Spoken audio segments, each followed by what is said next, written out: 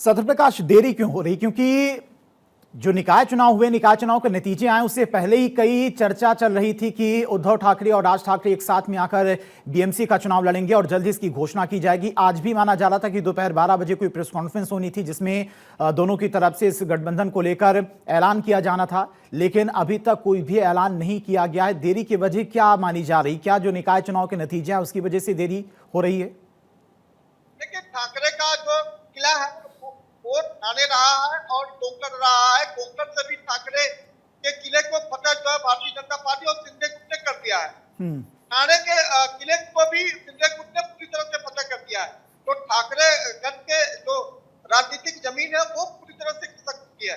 अब ऐसे में राज ठाकरे भी ये चाहते हैं कि हम जिसके साथ गठबंधन करके चुनाव लड़ने जा रहे हैं क्या वह प्रभाव डाल पाएंगे या नहीं। इसीलिए मुंबई की कई सीटों पर मंथन चल रहा है, बैठकें चल रही है। कल भी 3.5 घंटे की बैठक जो है ठाकरे बंधुओं की हुई है, लेकिन कोई नतीजा नहीं निकला। बिहार बेनतीजा रही वो बैठक। आज भी सुबह करीब 2 घंटे की बैठक हुई है, लेकिन उसमें भी कोई नतीजा नहीं निकला है।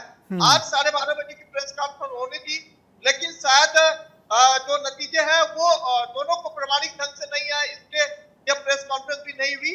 आज शाम 6:30 बजे के आसपास उम्मीद लगाई जा रही है कि शायद उद्धव ठाकरे इस पर कोई चर्चा कर सकते हैं या बातचीत कर सकते हैं, जिसपे स्पष्ट हो जाएगा कि क्या ठाकरे बंधु एक साथ चुनाव लड़ने वाले हैं या नहीं।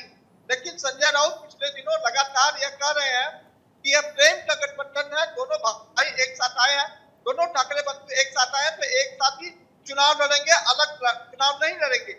लेकिन आधिकारिक घोषणा अब तक ठाकरे बंधु की तरफ से नहीं की गई है, जिसका लोगों को इंतजार है। उसके बाद यह स्पष्ट हो पाएगा कि महाविकास आघाड़ी का अगला रणनीतिक मामला क्या होगा, कैसे वो चुनाव लड़ेंगे, क्या यह एक साथ आने की डिस्कस करेंगे या फिर जिस तरह से अलग अलग घोषणा हो रही है उसी तरह से अलग अलग उम्मीदवारों को भी मैदान में उतारेंगे। यानी कि सत्र प्रकाश, बीएमसी चुनाव से पहले भी एमवीए बिखरता हुआ नजर आ रहा है। कांग्रेस की राहें अलग हैं। कांग्रेस ने पहले ही ऐलान कर दिया है कि वो अकेले चुनाव लड़ेगी। वहीं उद्धव और राज ठाकरे के बीच में सीटों को लेकर सहमति बनती हुई अभी तक खबरें नहीं आई हैं। क्या कुछ प्लान बनता है दोनों के बीच में बीएमसी चुनाव को लेकर, इस पर भी नजर रखनी होगी।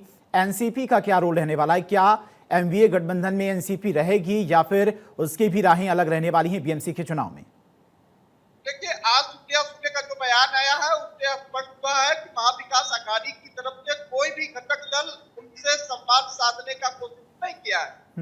लेकिन कांग्रेस ये कह रही है कि हमने शरद पवार को जो है न्योता भेज रखा है। शरद पवार से हमारे जो चुनाव प्रभारी हैं वो लोग मिलने वाले हैं और मुलाकात करके गठबंधन में आने की कोशिश करेंगे। लेकिन आज सूर्य ने कह दिया कि कोशिश हमारी तरफ से भी है, लेकिन जब सामने से पहल की जाएगी तब इस पर कोई जवाब देगी। फिलहाल अभी तक कोई ऐसा मन नहीं बनाया गया है जिसमें महाविकास आघाड़ी के साथ मिलकर चुनाव लड़ा जाए। लेकिन कांग्रेस ने स्पष्ट कर दिया है कि महाविकास आघाड़ी अब एक गठबंधन नहीं रहा, बल्कि अलग अलग गठबंधन के तौर पर लोग चुनाव की तैयारी कर रहे हैं। और यही वजह है कि ठाकरे बंधु ने अब तक मिलकर यह स्पष्ट नहीं कर दिया है कि वह कांग्रेस के साथ जाएंगे या गठबंधन के साथ चुनाव लड़ेंगे या फिर अकेले दम पर चुनाव लड़ेंगे, यह स्पष्ट नहीं हुआ है। यानी कि महाविकास आघाड़ी अब गठबंधन नहीं रहा, बल्कि बिखरा हुआ गठबंधन नजर आ रहा। सत्य प्रकाश, सीटों को लेकर माना जा रहा है कि बात नहीं बन पा रही ठाकरे ब्रदर्स में और इसी को लेकर अभी तक गठबंधन का ऐलान नहीं किया गया है। देखिए, मैंने बताया कि ठाणे की जो सीट है उसमें कुछ मांग जो है मनसे की भी है और शिवसेना की भी है। कोंकण की कुछ सीटें हैं जहां पर मनसे और शिवसेना दोनों है। अब ऐसे में ज्यादा वर्चस्व जो है इस वक्त जो है मनसे की दिखाई दे रही है, ठाकरे बंधु का जो है वर्चस्व नहीं है। तो ऐसे में मनसे यह उम्मीद करती है कि ज्यादा से ज्यादा उन्हें सीटें मिले, जिससे ज्यादा से ज्यादा वो अपने उम्मीदवारों को उतार सके। लेकिन उद्धव ठाकरे गठ ये चाहता है कि चूंकि कांग्रेस उनके साथ नहीं है तो ऐसे में कोई सपोर्ट पार्टी उनके साथ नहीं है, तो ऐसे में अकेले लड़ना शिवसेना यूपीटी के लिए मुश्किल बना है। इसलिए शिवसेना भी चाहती है कि ठाकरे बंधु मिलकर ही चुनाव लड़े। तो ऐसी कुछ सीटें हैं जहां पर दोनों पार्टी दावा कर रही है, लेकिन चूंकि वह बात नहीं बन पा रही है, इसलिए सामने आकर कोई भी दल जो है यह स्पष्ट नहीं बता रहा है कि आखिरकार जो देर हो रही है, जो घोषणा करने में देरी हो रही है, उसका प्रमुख कारण क्या है। लेकिन ये माना जा रहा है कि ठाकरे बंधुओं का मन जरूर मिल गया है, लेकिन सीटें नहीं मिल पा रही है, इसलिए लोग एनडीए की बात करें सदर प्रकाश, चूंकि आज से नामांकन की प्रक्रिया भी शुरू हो चुकी है, कब तक जो उम्मीदवार है कैंडिडेट्स उनके ऐलान किए जा सकते हैं एनडीए की तरफ से? देखिए, पहला जो नामांकन की तारीख दी गई है वो 27 से दी गई है। 27 दिसंबर से लोग नामांकन कर सकेंगे। ऐसे में कल उम्मीद लगाई जा रही है कि एनडीए की तरफ से अपने जो कुछ उम्मीदवारों की घोषणा की जाएगी, लेकिन ये माना जा रहा है तो जो वेग फंसा था शिवसेना, संजय गुट और भारतीय जनता पार्टी के बीच वह अब स्पष्ट हो गया है। लगभग 70 से 80 सीटों पर सहमति बन चुकी है, जिसमें संजय को दिया जाएगा। बाकी 150 से ज्यादा सीटें जो है भारतीय जनता पार्टी लड़ने वाली है। बाकी उसके साथ जो सहयोगी दल है उसे भी कुछ मौका दिया जा सकता है। तो ये कहा जा सकता है कि कल का दिन बेहद खास होने वाला है, क्योंकि महायुति जो है अपने उम्मीदवारों की घोषणा के साथ साथ यह स्पष्ट कर देगी कि हमारे बीच कोई मतभेद नहीं है, कोई लड़ाई नहीं है, स्पष्ट चुनाव लड़ने के लिए एक साथ तैयारी है। सदर प्रकाश, एनडीए में का सीट फॉर्मूला सेट हो चुका है, सीट शेयरिंग को लेकर बात बन चुकी है? बिल्कुल, देखिए लगभग बन चुकी है। कुछ सीटें अभी भी है जो कुछ चाहती है, जैसे थाने में अगर सीटें कुछ कमजोर पड़ता है तो भारतीय जनता पार्टी के सपोर्ट में जो है उम्मीदवारों को उतारने की तैयारी है। कुछ सीटें ऐसी है जहां पर भारतीय जनता पार्टी के जो मांग करता थे, जो इच्छुक उम्मीदवार थे वो अब सीधे गुट में चले गए हैं। कुछ सीटों को कैसे जो है बांटा जाए उस पर भी चर्चा होना बाकी है। तो ऐसे कुछ 10-12 ऐसी सीटें हैं जिन पर अभी चर्चा होना बाकी है, लेकिन ये जो है ज्यादा लंबा विस्तार नहीं होने वाली है, क्योंकि भारतीय जनता पार्टी की तरफ से कहा गया है कि बुधवार को हम इसमें स्पष्ट कर देंगे कि हम और हमारी सहयोगी दल कितनी सीटों पर कहां चुनाव लड़ने वाले। एमवीए की बात करें सत्य प्रकाश, तो कांग्रेस की क्या डिमांड है? गठबंधन में अगर कांग्रेस आती है, एमवीए में आती है, तो कितनी सीटों पर कांग्रेस की तरफ से मांग की जा रही? क्योंकि अगर निकाय चुनाव की बात की जाए तो कांग्रेस का ही प्रदर्शन सबसे ज्यादा बेहतर था, 30 से ज्यादा सीटें कांग्रेस ने अकेले निकाली हैं एमवीए में। तो ऐसे में कांग्रेस की क्या डिमांड है गठबंधन में आने के लिए? देखिए, दो बातें हैं। एक बात तो जो जानकार बताते हैं कि जो महाराष्ट्र मनपा निकाय चुनाव का जो रिजल्ट आया है वो बेहद चौंकाने वाला रहा। भारतीय जनता पार्टी ने अपना वर्चस्व कायम रखा, संजय गुट ने भी अच्छा प्रदर्शन किया और अजीत पवार की पार्टी ने भी अच्छा प्रदर्शन किया है। कांग्रेस को अगर छोड़ दिया जाए तो महाविकास आघाड़ी में किसी का भी प्रदर्शन अच्छा नहीं रहा है। लेकिन मुंबई महानगर पालिका का थोड़ा सा विपरीत जो है मतदान होता है, विपरीत लोग सोचते भी है।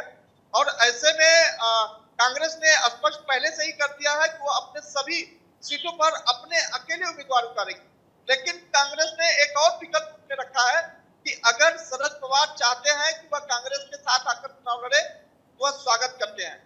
कांग्रेस यह भी चाहती है प्रकाश अम्बेडकर की पार्टी अगर हमारे साथ आकर चुनाव लड़ना चाहती है तो उसके लिए भी कांग्रेस के तमाम जो वरिष्ठ अधिकारी है, कांग्रेस के जो प्रभारी हैं, उन्होंने मुलाकात भी कर लिया है। लेकिन प्रकाश अम्बेडकर की तरफ से यह पहल नहीं की गई है कि वह कांग्रेस के साथ मिलकर चुनाव लड़ेंगे या कांग्रेस का समर्थन करते हैं। तो कांग्रेस का जो है पक्ष उसने क्लियर कर दिया। लेकिन महाविकास आघाड़ी के जो बाकी घटक दल है, चाहे शरद पवार हो, प्रकाश अम्बेडकर हो या फिर महाविकास शिवसेना यूपीपी या फिर ठाकरे बंधु, उन लोगों की तरफ से स्पष्ट नहीं किया गया है। लेकिन कांग्रेस अकेले लड़ेगी, यह तैयारी कांग्रेस ने कर लिया है और कांग्रेस बहुत जल्द अपने जो उम्मीदवारों की घोषणा भी करने वाली।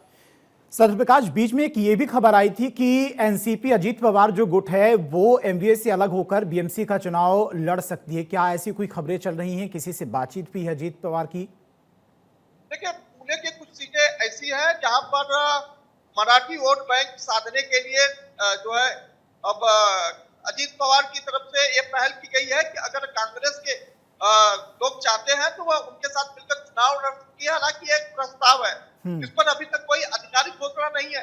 लेकिन चूंकि मराठी वोट साधना है, ऐसे में कांग्रेस एक बड़ी पार्टी के तौर पर महाराष्ट्र के निकाय चुनाव में उभरी है। तो ऐसे में कांग्रेस को साथ में मिलाकर चुनाव अगर अजीत पवार लड़ते हैं तो जाहिर तौर पर परसेंटेज वोट का उन्हें फायदा हो सकता है। इसलिए अजीत पवार की तरफ से यह मात्र पहल की गई है।